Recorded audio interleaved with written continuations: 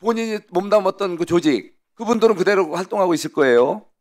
자, 그래서 직간접으로 소통이 안 된다고 볼 수는 없죠. 우리 대한민국의 이런 사회 구조상. 몸담았던 조직이라는 거기에다가 지금 이 법제처라는 데가 어떤 데입니까? 법제처라는 것은 예를 들면 의원적 법안에 대한 검토라든가 여러 가지 국가 법제도의 여러 가지 해석상 문제가 있을 때 판단해주는 그런 자리예요. 자, 지금 수많은 법적인 어떤 문제가 다 지금 이재명 대통령 주변에 얽혀 있어요. 예? 잘 아시는 대로 5개 사건에 12개 혐의로 좀 재판을 받고 있는 분, 그분을 변호하던 분 아닙니까? 그분이 또 지금 또 예민한 우리 법 해석에 있어서 그런 거를 하나하나 다 또 해석하는 주무 그런 장관 자리에 와 있단 말이죠. 법제처장 자리에 와 있단 말이죠. 자, 이것은 누가 봐도 이해충돌 소지가 다분한 거 아닙니까? 본인은 아니라고 얘기하겠지만 아마 우리 이완규 처장님은 당연히 그렇지 않을 거라고 지금 아마 얘기하실 거예요. 자, 그런데 지금 보니까 바로 법제처장이 한 분뿐이 아니잖아요. 지금 저 이재명 대통령 되기 전에 변호인단에 있던 이태영 비서관, 변호사, 민정 비서관 돼 있어요. 대통령실. 전치영, 또 선거법 관련 재판 받는 분, 변호하던 분, 공직기강 비서관. 이장영 대북송금 사건 담당 법무비서관.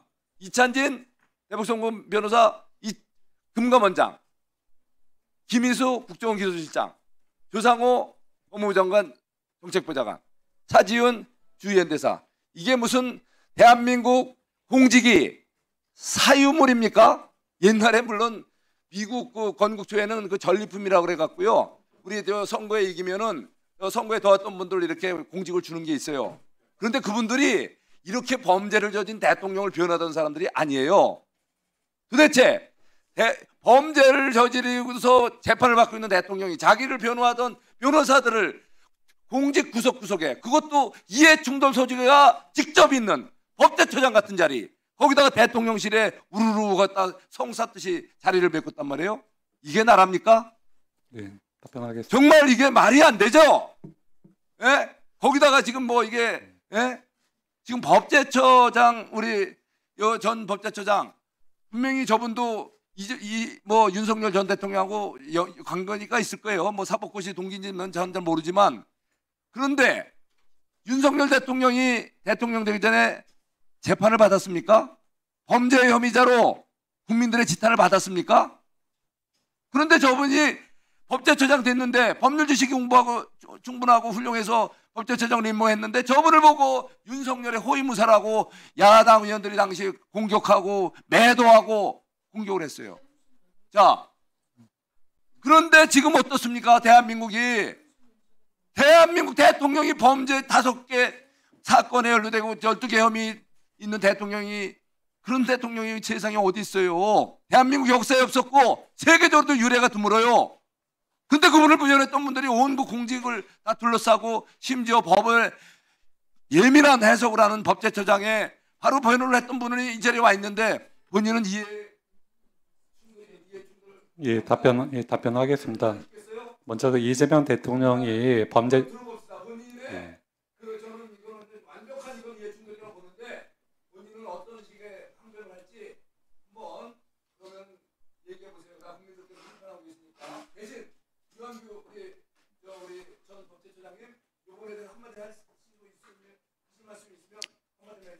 사실 할 말은 많습니다만 하지 않겠습니다. 예, 답변하겠습니다. 예. 충분히 시간을 갖고 얘기하세요. 예, 그 예, 이재명 대통령이 그 범죄를 저질렀다는 건 전혀 동의하지 않습니다. 그 유례가 없다는 것은 그만큼 우리나라 검찰권 그렇습니다. 다 무죄입니다. 예, 그렇습니다. 심지어 가장 대표적인 그 대장동 사건 같은 경우에는 뭐 제가 이제 변호인단을 했기 때문에 잘 압니다.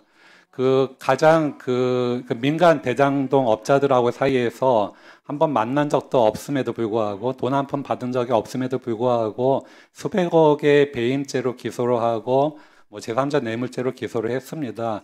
이건 유례가 없다는 것은 이재명 대통령이 유례가 없는 것이 아니고 이재명 대통령을 그렇게 무고한 대통령을 그렇게 검찰권을 남용해서 기소한 우리나라 검찰의 이례가 없는 것입니다.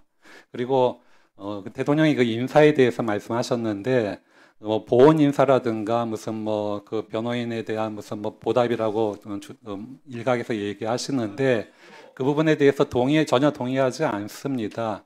물론 대통령 입장에서 볼 때는 당연히 잘 아는 사람들 그리고 같은 가치관, 같은 소신을 갖고 있는 사람들을 같이 일하고자 하는 그런 필요가 있을 것입니다. 전 단순히 대장동 변호인을 했기 때문이 아니라 사법연수원 시절부터 같이 활동하면서 같은 생각을 나눴고 같은 가치관이 있는 것을 확인하고 그렇고 오랫동안 또 법원에서 법률 관련 일을 했기 때문에 그런 것 때문에 법제처장으로 임명을 한 것이지 무슨 보온이라든가 뭐 보답이라든가 그런 차원에서 한 것이 전혀 아닙니다. 그런 차원에서라면 지금 대장동 변호인들 모두 다 공직에 있어야 되겠죠. 저만이 있습니다. 그리고 아까 그 다른 분들의 경우에 뭐 그렇게 모아놓으니까 숫자가 많은 것처럼 보이지만 전체 수백 개, 수천 개의 공직에 비하면 굉장히 미미한 수치입니다. 예. 네. 마무리해 주십시오. 송석준 의원님. 시간 지나갔으니. 송석준 의원님. 이미 발언 시간 많이 지났으니 마무리하십시오.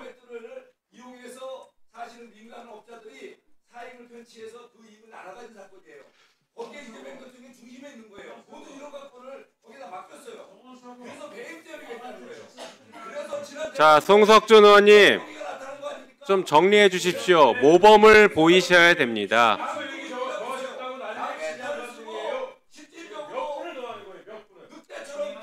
우리 송석준 의원님 품격을 지켜주시고 우리 룰과 질서를 지켜주시기 바랍니다. 자, 그만 말씀하시고요. 자, 이완규 증인 그 윤석열 검찰총장 시절에 변호인 하지 않았어요? 징계 사건? 징계 사건 변호했습니다. 변호인 했죠? 그리고 장모 최은순, 윤석열 장모 최은순 변호인 했죠? 아닙니다. 변호인 안 했어요, 그거는? 네, 그건 아닙니다. 네, 그건 확실합니까? 네. 네. 어쨌든 간 윤석열 검찰총장의 징계 사건에 변호인을 했고 변호인단을 아예 이끄셨던 것 같아요. 맞죠? 변호인이었습니다. 네. 들어가십시오. 자, 뭐 지금 네, 우리 송석준